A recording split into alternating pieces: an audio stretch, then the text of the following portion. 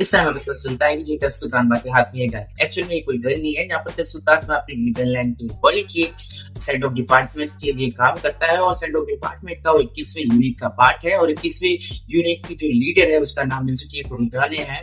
और जहाँ पर 21वें यूनिट के दो ही लोग भाई पार्ट है जिसमें अपनी मिजुकी और तेत्सुतानबा दोनों के दोनों आते हैं और उनके जो 21वें यूनिट का नाम है डेटलियन है। जहाँ पर डेटलियन ये अपने एनिमे का भी नाम है। जहाँ पर मैं तुम्हें सबसे पहले बता दूं कि नीदरलैंड एक्चुअल में वर्क कैसे करता है।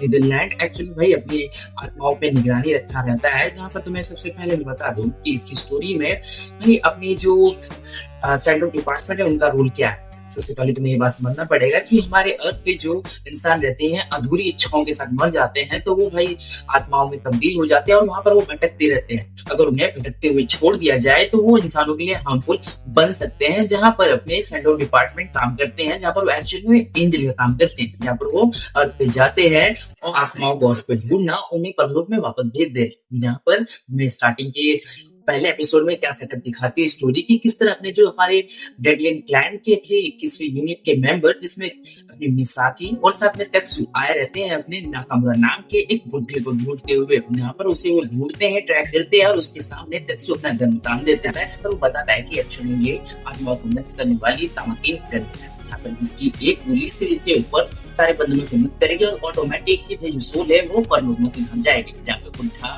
लगता है गिड़गिड़ाने कि मुझे अभी काम है, मेरे काम अभी खत्म नहीं हुए, मुझे मेरी आपकी इच्छाओं को पूरी करना है। पर अपनी जो मिसूकी रहती है एक्चुअली काफी काइंड हार्टेड रहती है और मिसूकी भाई उस पर तरस खा लेती है। जहाँ पर बोलती है तुम्हारी आखिरी इच्छा क्या है, हम पूरी करेंगे। जहाँ पर अपनी आखिरी इच्छा ये बताता है कि मुझे अपने वाइफ को भाई सॉरी बोलना है, वो भी उन बातों के लिए जहाँ पर वो ऑलमोस्ट 44 साल का हो गया, उसकी बात उसे झेलती आई है और साथ में भाई उसकी सारी गलतियों के लिए भाई उसने कभी सॉरी नहीं बोला अपनी वाइफ से, जिसकी वजह से भाई उसको सॉरी बोलने के लिए उसके घर पे पहुंचते हैं। जहाँ पर प्रॉब्लम ये रहती है कि भाई एक्चुअली भाई वो सोल है और उसे वो सॉरी कैसे बोल रही, जहाँ पर उसे वो देख ही नहीं सकती। जहाँ पर होता क्या है कि उसकी वाइफ की बॉडी से भाई सोल को निकाला जाता है और वो उसको सॉरी बोलता है और ऑटोमेटिक ही भाई बिना तामाकी नाम की गन से गोली खाए वो ऑटोमेटिक भाई बहुत पीस होता, मतलब कि उसकी इच्छा पूरी नहीं होती, खुद को खुद है वो नीदरलैंड में पहुंच जाती है। जहाँ हमें ये बात पता चलती है कि सेंट ऑफ डिपार्टमेंट से नीदरलैंड्स के जो अधिकारी वो सब के सब नाखुश हैं। क्यों? क्योंकि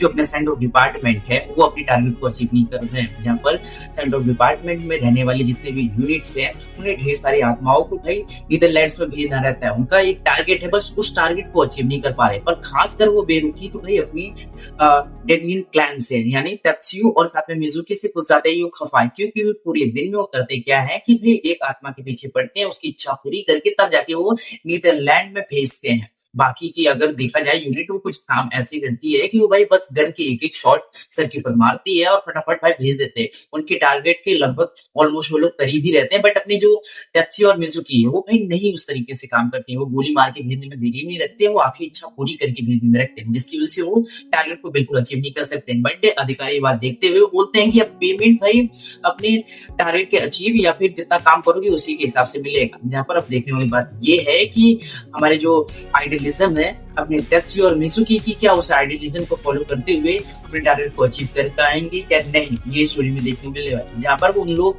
ऐसा क्यों ही करते हैं कि वो भी बाकी लोगों की तरह वो टारगेट बेसिस काम क्यों नहीं करते हैं, वो टारगेट के बारे में क्यों नहीं सोचते। जहाँ पर तुम्हें मैं सबसे पहले बता दूं कि जहाँ पर बाकी के यूनिट है वो गोली मार के अपने टारगेट के क्लोज पहुंचने की कोशिश करते हैं, बट वो ऐसा क्यों नहीं करते हैं, क्योंकि वो उनका ये मानना रहता है कि एक्चुअल में जो इंसान है वो गिल्ट में फंसे रहते हैं और उनकी गिल्ट को अगर कम नहीं किया जाए, उस बोझ को कम नहीं किया जाए तो वो वापस से जन्म लेंगे और उनके अंदर गुस्सा रहेगा और वो बुरे इंसान बन जाएंगे। ऐसा उनकी थिंकिंग रहती है। इसी वजह से वो एक दिन में एक ही सोल को भेजती तो है, बट उनकी आपकी इच्छा पूरी करके जिसकी वजह से वो अच्छे इंसान में वापस है। ऐसा मेरी पर्सनल थिंकिंग है। एनीवे में ऐसा कुछ भी एक्सप्लेन नहीं किया है, बट बाकी लोग बस टारगेट के पीछे पड़े रहते हैं। जहाँ पर होता कुछ ऐसा है कि हमने उस टारगेट का भाई देखा भी है कि किस तरह आत्माएं आउट ऑफ कंट्रोल हो जाती है और उसकी कॉन्सिक्वेंसेस क्या देखने को मिलते हैं कि किस तरह न केवल अपने नीदरलैंड खतरे में पड़ता है, साथ में अपने अर्थ भी खतरे में पड़ जाता है। पूरी ह्यूमैनिटी भी दांव पे लग जाती है जब टारगेट के ऊपर चीजें बेस हो जाती है। यहाँ पर मैं ज्यादा और चीजें तुम्हें एक्सप्लेन नहीं करना चाहूंगा, बाकी स्टोरी तुम देख के कुछ समझो, खुद एंजॉय करो। यहाँ मैं बता दूं कि इसकी स्टोरी तुम्हें कॉमेडी और फैंटास्टिकल दिखेगी, बट एक्चुअल में ये फिलोसफिकल बातें हैं। यहाँ पर तेत्सु काफी फिलोसफिकल बातें करता है अपना मेन प्रोडक्ट है, जहाँ पर वो बोलता क्या है कि चाहे इंसान मुर्दा हो चाहे जिंदा, गुजरा हुआ वक्त किसी का भला नहीं करता है, वो इंसान उसमें फंस ही जाता है। जहाँ पर कहने का कुछ मतलब ये है कि भाई सही वक्त सही समय पे तुम अपने काम को नहीं करते हो तो तुम मरने के बाद भी तुम्हारे अंदर गिल्ट रहेगी और तुम मरने के बाद भी अटके रहोगे कि काश मैंने चीजें पूरी कर ली होती। वो कहने का मतलब ये है कि अपनी टाइम और वक्त का वैल्यू करना सीख लो। जहाँ पर काफी फिलोसफिकल बातें वो करता है। जहाँ पर डेनियल, मैं शायद से नेम अभी तक मे बी ही शायद से मैंने सही प्रोनाउंस किया हो।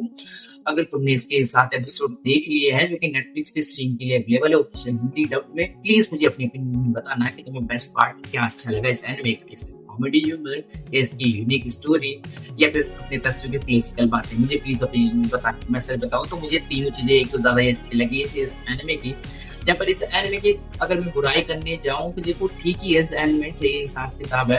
जहाँ पर मुझे बुराई करने का मन है तो मैं बुराई करूंगा इसकी एंडिंग को लेकर। इन्होंने नेटफ्लिक्स वालों ने भाई इसकी ओपन एंडेड और क्लोज एंडेड दोनों में भाई एंडिंग रखी है। जहाँ पर इन्होंने किया क्या है, दिमाग से खेला ये है कि इन्होंने स्टोरी को इस तरह बनाया है जहाँ पर कि ये एंडेड होते हुए देखिए, अगर इन्हें लगता है कि अच्छा रिस्पांस मिलता है तो तब इनके लिए क्लोज एंडेड हो जाएगी कि मतलब कि तेत्सु के बारे में, उसकी बैक स्टोरी वगैरह के बारे में ये लोग हमें अच्छे तरीके से बताएंगे और हम इसका सीजन तभी लाएंगे। उन्होंने इस तरीके से भाई इसकी एंडिंग की है जो कि मुझे यही नेगेटिव लगा है। बाकी अगर मैं बोलूं कि भाई देखा जाए इस एनिमे की क्वालिटी वगैरह की तो मुझे कुछ ज्यादा ही मतलब कि बहुत अच्छा भी नहीं, पर ठीक है, काम चलाओ सही है, अच्छे एनिमेशन बोल सकता हूँ। सीधे बोलो तो ठीक है भाई, अपनी नॉर्मल स्टोरी के हिसाब से काफी हाई स्टैंडर्ड के साथ इन्होंने एनिमेट किया चीज है। जहाँ पर नेटफ्लिक्स वाले ऐसी भाई और भी एनिमे हमें की जरूरत है जहाँ पर लेकर आओ। जहाँ पर 7 एपिसोड में भाई काफी मजा आया देखने में।